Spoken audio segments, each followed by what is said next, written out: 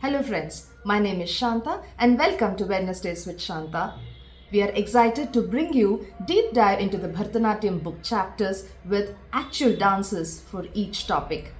I'm joined by my co-host Dr. Suryakala, who will be in discussions with Ram as we deep dive into these topics.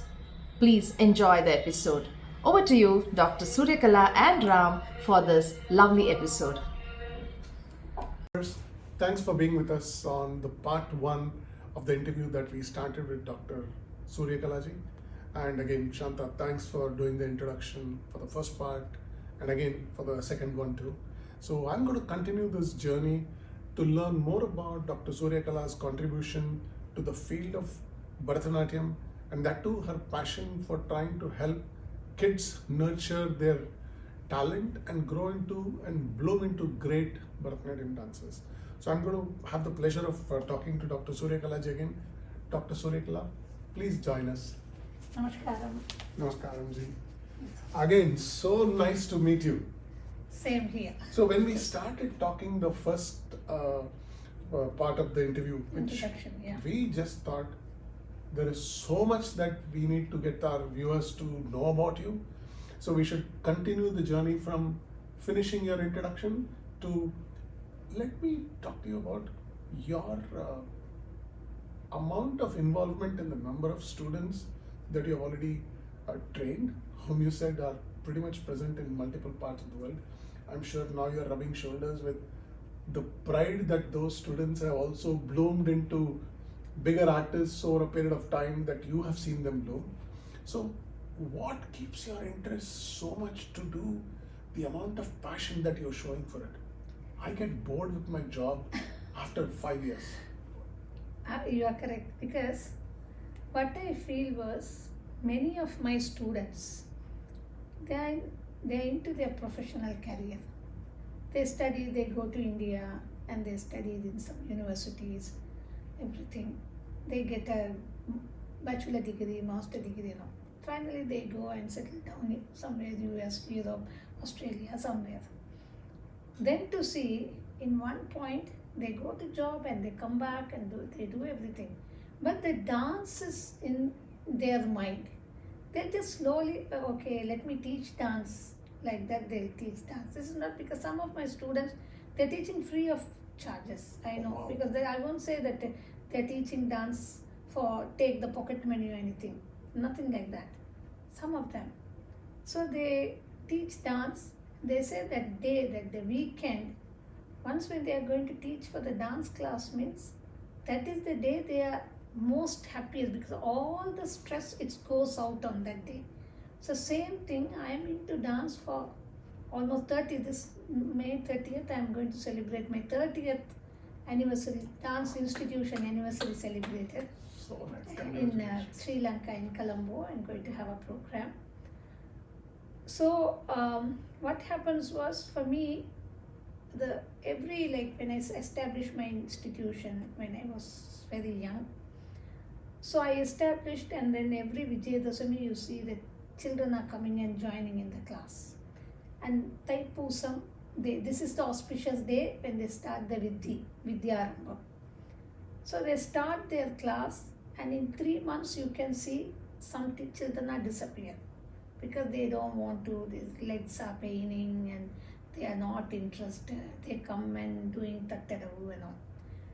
So I'll go in a system where the student start with the Tattadavu and finish all the Adavus.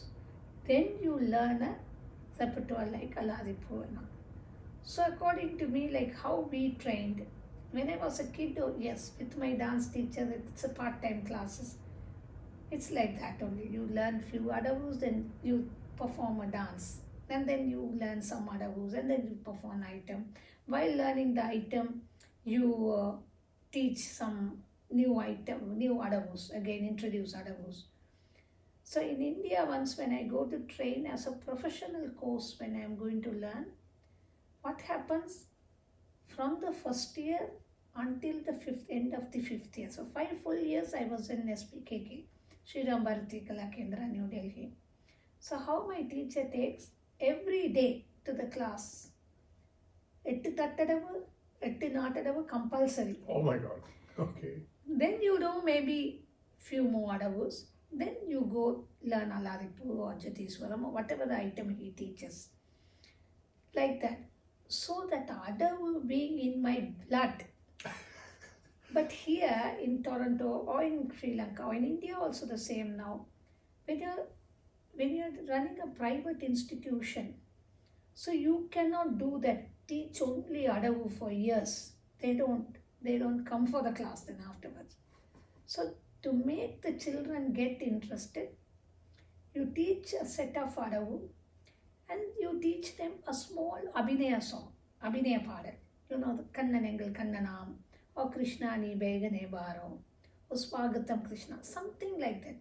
So while teaching such a thing, such songs, not only just teaching, they are also getting to know who is Krishna, who is Radha, and what has happened. Also, they connect with the mythology.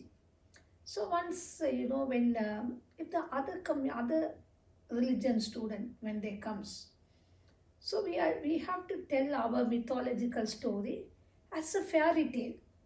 We cannot just put them into, oh, you learn this is God, Ganesha, he is the only God to worship. Nothing like that. Because sometimes for them, it's like, it shouldn't feel that we are imposing the religion or anything. So it is like a fairy tale. So then also, I used to teach them Panchatantra stories. You put one character as lion, one character is a rabbit, and one is a rat, like that. This is the way you connect with the kids to learn, to teach them. Wow.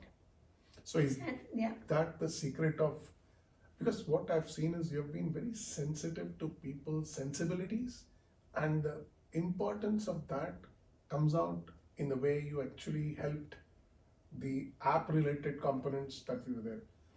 I have seen that patience and patience and patience and patience, and with a smile. I know.